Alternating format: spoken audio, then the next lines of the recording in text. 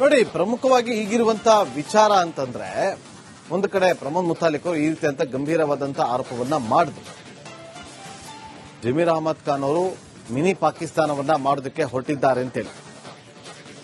ಆದ್ರೆ ಇದೆಲ್ಲವೂ ಕೂಡ ರಾಜಕೀಯಗಳು ಯಾವ ರೀತಿಗೆ ಆಗ್ತಾ ಇದೆ. ರಿಪಬ್ಲಿಕ್ ಕಾರಣ ಕೂಡ ನಿರಂತರವಾಗಿ ಬಾಂಗ್ಲಾದೇಶಗಳು ಎಲ್ಲಿದ್ದಾರೆ ಅಂತೇಳಿ ಹುಡುಕಿ ಅದನ್ನ ರಾಜ್ಯದ ಜನರ ಮುಂದೆ ಇಡುವಂತ ಕೆಲಸವನ್ನ ಕೂಡ ಮಾಡ್ತಾ ಬರ್ತಾ ಇದೆ. ನೋಡೋಣ ಇದು ಯಾವ ರೀತಿಗೆ ಮುಂದಿನ ದಿನದಲ್ಲಿ ಮತ್ತಷ್ಟು ತಿರುವುಗಳನ್ನ ಪಡೆದುಕೊಳ್ತೆ ಅಂತೇಳಿ. ಮತ್ತೊಂದು ಕಡೆ ಬೇರೆ ಸುದ್ದಿ ಗಮನ ಕೊಡೋದಾದ್ರೆ, ಇನ್ನು ಮುಂದೆ ನೀವು ಬೆಂಗಳೂರಲ್ಲಿ ಏನಾದ್ರೂ ಅಪಾರ್ಟ್ಮೆಂಟ್ ನಲ್ಲಿ ಫ್ಲಾಟ್ ಇದೆ, ಚೆನ್ನಾಗಿದೆ, ಐಷಾರಾಮಿಗಿದೆ, ತಗೊಳ್ಳೋಣ ಅಂತ ಏನಾದ್ರೂ ಹೋದ್ರೆ ನೀವು ಹುಷಾರಾಗಿರ್ಬೇಕು. ಯಾಕೆಂತಂದ್ರೆ ಓಸಿ ಇದ್ರೆ ಸಾಕಾಗೋದಿಲ್ಲ, ಆಕ್ಯುಪೆನ್ಸಿ ಸರ್ಟಿಫಿಕೇಟ್ ಇದ್ರೆ ಸಾಕಾಗೋದಿಲ್ಲ. ಇದರ ಜೊತೆಗೆ ಕಂಪ್ಲೀಷನ್ ಸರ್ಟಿಫಿಕೇಟ್ ಕೂಡ ಇರಬೇಕು. ಲಕ್ಷ ತೆಗೆದುಕೊಂಡು ನಿಮ್ಮನ್ನ ಯಾಮಾರಿಸುವಂತ ಕೆಲಸಗಳಾಗ್ತಾ ಇದೆ. ಕಂಪ್ಲೀಷನ್ ಸರ್ಟಿಫಿಕೇಟ್ ತುಂಬಾ ಮುಖ್ಯ ಆಗುತ್ತೆ. ಓಸಿ ಇದ್ರೆ ಕಟ್ಟಡ ವಾಸಕ್ಕೆ ಯೋಗ್ಯ ಅಂತ ತಿಳಿಸುತ್ತೆ, ಆದ್ರೆ ಕಂಪ್ಲೀಷನ್ ಸರ್ಟಿಫಿಕೇಟ್ ಕೂಡ ಇಂಪಾರ್ಟೆಂಟ್. ಅಪಾರ್ಟ್ಮೆಂಟ್ಗಳು, ಫ್ಲಾಟ್ ಅಲ್ಲಿ ಬೆಂಗಳೂರಲ್ಲಿ ಒಂದು ಕನಸಿನ ಫ್ಲಾಟ್ ಇರಬೇಕಪ್ಪ, ಕನಸಿನ ಮನೆ ಇರಬೇಕಪ್ಪ, ಅಪಾರ್ಟ್ಮೆಂಟ್ ಕಟ್ಟಿದ್ದಾರೆ ಅಂತಂದ್ರೆ ಅದೇನು ರಿಸ್ಕ್ ಇರಲ್ಲ, ನೆಮ್ಮದಿಯಾಗಿರ್ಬೋದು ಅಂತ ಅಂದ್ಕೊಂಡಿದ್ರೆ ನೀವು ಸ್ವಲ್ಪ ಯೋಚನೆ ಮಾಡಬೇಕಾಗತ್ತೆ. ಇನ್ನು ಮುಂದೆ ಓಸಿ ಜೊತೆಗೆ ಕಂಪ್ಲೀಷನ್ ಸರ್ಟಿಫಿಕೇಟ್ ಕೂಡ ಇರಬೇಕು.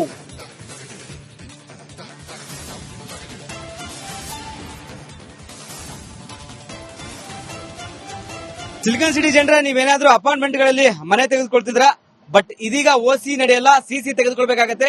ಸಿಸಿ ಸರ್ಟಿಫಿಕೇಟ್ ತೆಗೆದುಕೊಂಡ್ರೆ ಮಾತ್ರ ಅದು ನಿಮ್ಮ ಮನೆ ಆಗುತ್ತೆ. ಓಸಿ ಆದ್ರೆ ಅದು ನಿಮ್ಮ ಮನೆ ಆಗಲ್ಲ. ಹೀಗಾಗಿ ಹೊಸ ಕಾನೂನೇ ಇದೆ.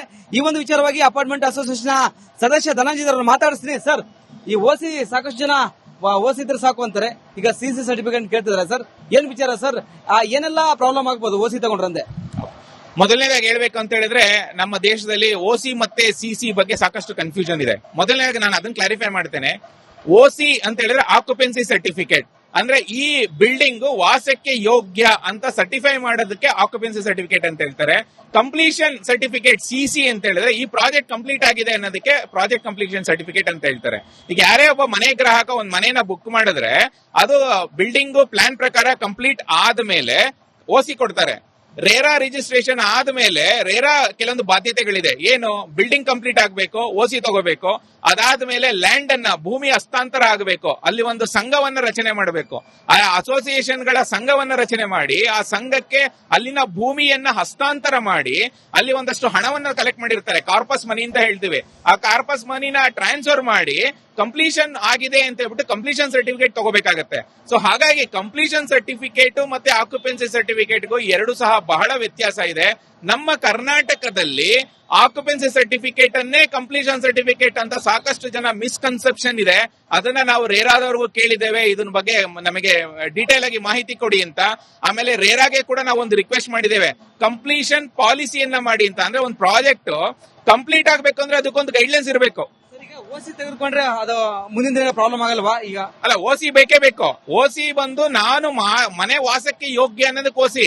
ಆದ್ರೆ ಈಗ ಒಂದು ಪ್ರಾಜೆಕ್ಟ್ ಇರುತ್ತೆ, ಒಂದ್ ಪ್ರಾಜೆಕ್ಟ್ ಅಲ್ಲಿ ಬರೀ ಮನೆ ಮಾತ್ರ ಇರೋದಿಲ್ಲ, ಸ್ವಿಮ್ಮಿಂಗ್ ಪೂಲ್ ಇರುತ್ತೆ, ಕಾಮನ್ ಏರಿಯಾ ಫೆಸಿಲಿಟೀಸ್ ಇರುತ್ತೆ, ಅದೆಲ್ಲ ಕಂಪ್ಲೀಟ್ ಆಗ್ಬೇಕು. ಅದೆಲ್ಲ ಕಂಪ್ಲೀಟ್ ಆದ್ಮೇಲೆ ಭೂಮಿ ಇರುತ್ತಲ್ಲ, ಆ ಲ್ಯಾಂಡ್ ನ ಅಸೋಸಿಯೇಷನ್ ಗೆ ಟ್ರಾನ್ಸ್ಫರ್ ಮಾಡಬೇಕು. ಈ ಪ್ರಕ್ರಿಯೆ ಎಲ್ಲ ಆದ್ಮೇಲೆ ಕಂಪ್ಲೀಷನ್ ಸರ್ಟಿಫಿಕೇಟ್ ಕೊಡ್ಬೇಕು. ತೆಗೆದುಕೊಂಡಿಲ್ಲ, ಓಸಿ ಮಾತ್ರ ಇತ್ತಂದ್ರೆ ಏನೆಲ್ಲ ಪ್ರಾಬ್ಲಮ್ ಆಗ್ಬೋದು? ಖಂಡಿತ. ಈಗ ಬರೀ ಓಸಿನೇ ನಂಬ್ಕೊಂಡು ನಾವು ಸುಮ್ನೆ ಹಂಗೆ ಬಿಟ್ಬಿಟ್ರೆ ನಿಮಗೆ ಯಾವ ಸಮಸ್ಯೆ ಬರುತ್ತೆ ಅಂತ ಹೇಳಿದ್ರೆ, ನಿಮಗೆ ಭೂಮಿ ಹಸ್ತಾಂತರ ಆಗಿರಲ್ಲ. ಈಗ ಭೂಮಿ ನಿಮ್ಮ ಅಸೋಸಿಯೇಷನ್ ಆಗಿಲ್ಲ ಅಂತ ಹೇಳಿದ್ರೆ, ಯಾರು ಮುಂಚೆ ಲ್ಯಾಂಡ್ ಓನರ್ಸ್ ಇರ್ತಾರೋ ಆ ಲ್ಯಾಂಡ್ ಓನರ್ ಹೆಸರಲ್ಲೇ ಭೂಮಿ ಕಂಟಿನ್ಯೂ ಆಗತ್ತೆ. ಸುಮಾರು ಕೇಸ್ಗಳಲ್ಲಿ ನಾವು ಲ್ಯಾಂಡ್ ಓನರ್ಸ್ ಗಳು ಆ ಜಾಗವನ್ನ ಬೇರೆ ಬ್ಯಾಂಕ್ಗಳಲ್ಲಿ ಅಡವನ್ನ ಇಟ್ಟು ಕೋಟ್ಯಾಂತರ ರೂಪಾಯಿಗಳನ್ನ ಸಾಲ ತಗೊಂಡಿರೋ ಉದಾಹರಣೆಗಳಿದೆ. ಅಥವಾ ರೀಡೆವಲಪ್ಮೆಂಟ್ ಮಾಡ್ಬೇಕು, ಈಗ ಅಪಾರ್ಟ್ಮೆಂಟ್ ಒಂದ್ 40 ವರ್ಷ ಆದ್ಮೇಲೆ ರೀಡೆವಲಪ್ಮೆಂಟ್ ಮಾಡಬೇಕು ಅಂತಂದ್ರೆ ಸಿಗ್ನೇಚರ್ ಯಾರು ಮಾಡ್ತಾರೆ? ಅಸೋಸಿಯೇಷನ್ಗೆ ಭೂಮಿ ಹಸ್ತಾಂತರ ಆಗಿರಲ್ಲ. ಅವಾಗ ಹಳೆ ಲ್ಯಾಂಡ್ ಓನರ್ ಯಾರು ಇರ್ತಾರೆ ಅವ್ರನ್ನ ಹುಡ್ಕೊಂಡ್ ಬರ್ಬೇಕು. ಅಥವಾ ಅವ್ರ ಮಕ್ಳುಗಳು ನಮ್ಮ ಅಪ್ಪನ ಜಾಗ ಇದು ಅಂತ ಹೇಳ್ಬಿಟ್ಟು ಅವ್ರ ಕೇಸ್ಗಳು ಹಾಕೋ ಸಾಧ್ಯತೆ ಇರುತ್ತೆ. ಸೊ ಹಾಗಾಗಿ ಈ ಕಂಪ್ಲೀಷನ್ ಸರ್ಟಿಫಿಕೇಟ್ ಬಹಳ ಬಹಳ ಮುಖ್ಯ. ಇದಿಷ್ಟು ಅಪಾರ್ಟ್ಮೆಂಟ್ ಅಸೋಸಿಯೇಷನ್ ಸದಸ್ಯರಾದ ಧನಂಜಯ ಅವರ ಮಾತಾಯಿತು. ಕ್ಯಾಮರಾ ಪರ್ಸನ್ ಮಂಜು ಜೊತೆ ವೀರೇಶ್, ರಿಪಬ್ಲಿಕ್ ಕನ್ನಡ, ಬೆಂಗಳೂರು. ನೋಡಿ, ಪ್ರಮುಖವಾಗಿ ಈಗಿರುವಂತ ವಿಚಾರ ಅಂತಂದ್ರೆ, ಒಂದು ಕಡೆ ಪ್ರಮೋದ್ ಮುತಾಲಿಕ್ ಅವರು ಈ ರೀತಿ ಅಂತ ಗಂಭೀರವಾದಂತಹ ಆರೋಪವನ್ನ ಮಾಡಿದ್ರು.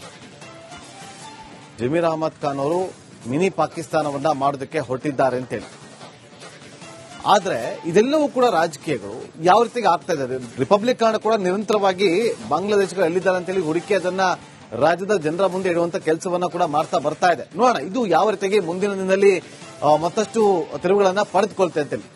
ಮತ್ತೊಂದು ಕಡೆ ಬೇರೆ ಸುದ್ದಿ ಗಮನ ಕೊಡೋದಾದ್ರೆ, ಇನ್ನು ಮುಂದೆ ನೀವು ಬೆಂಗಳೂರಲ್ಲಿ ಏನಾದ್ರೂ ಅಪಾರ್ಟ್ಮೆಂಟ್ ನಲ್ಲಿ ಫ್ಲಾಟ್ ಇದೆ, ಚೆನ್ನಾಗಿದೆ, ಐಷಾರಾಮಿಗಿದೆ, ತಗೊಳ್ಳೋಣ ಅಂತ ಏನಾದ್ರೂ ಹೋದ್ರೆ ನೀವು ಹುಷಾರಾಗಿರ್ಬೇಕು. ಯಾಕೆಂತಂದ್ರೆ ಓಸಿ ಇದ್ರೆ ಸಾಕಾಗೋದಿಲ್ಲ, ಆಕ್ಯುಪೆನ್ಸಿ ಸರ್ಟಿಫಿಕೇಟ್ ಇದ್ರೆ ಸಾಕಾಗೋದಿಲ್ಲ, ಇದರ ಜೊತೆಗೆ ಕಂಪ್ಲೀಷನ್ ಸರ್ಟಿಫಿಕೇಟ್ ಕೂಡ ಇರಬೇಕು. ಲಕ್ಷ ತೆಗೆದುಕೊಂಡು ನಿಮ್ಮನ್ನ ಯಾಮಾರಿಸುವಂತ ಕೆಲಸಗಳಾಗ್ತಾ ಇದೆ. ಕಂಪ್ಲೀಷನ್ ಸರ್ಟಿಫಿಕೇಟ್ ತುಂಬಾ ಮುಖ್ಯ ಆಗುತ್ತೆ. ಓಸಿ ಇದ್ರೆ ಕಟ್ಟಡ ವಾಸಕ್ಕೆ ಯೋಗ್ಯ ಅಂತ ತಿಳಿಸುತ್ತೆ, ಆದ್ರೆ ಕಂಪ್ಲೀಷನ್ ಸರ್ಟಿಫಿಕೇಟ್ ಕೂಡ ಇಂಪಾರ್ಟೆಂಟ್. ಅಪಾರ್ಟ್ಮೆಂಟ್ಗಳು, ಫ್ಲಾಟ್ ಅಲ್ಲಿ ಬೆಂಗಳೂರಲ್ಲಿ ಒಂದು ಕನಸಿನ ಫ್ಲಾಟ್ ಇರ್ಬೇಕಪ್ಪ, ಕನಸಿನ ಮನೆ ಇರ್ಬೇಕಪ್ಪ, ಅಪಾರ್ಟ್ಮೆಂಟ್ ಕಟ್ಟಿದ್ದಾರೆ ಅಂತಂದ್ರೆ ಅದೇನು ರಿಸ್ಕ್ ಇರಲ್ಲ, ನೆಮ್ಮದಿಯಾಗಿರ್ಬೋದು ಅಂತ ಅಂದ್ಕೊಂಡಿದ್ರೆ ನೀವು ಸ್ವಲ್ಪ ಯೋಚನೆ ಮಾಡಬೇಕಾಗತ್ತೆ. ಇನ್ನು ಮುಂದೆ ಓಸಿ ಜೊತೆಗೆ ಕಂಪ್ಲೀಷನ್ ಸರ್ಟಿಫಿಕೇಟ್ ಕೂಡ ಇರಬೇಕು.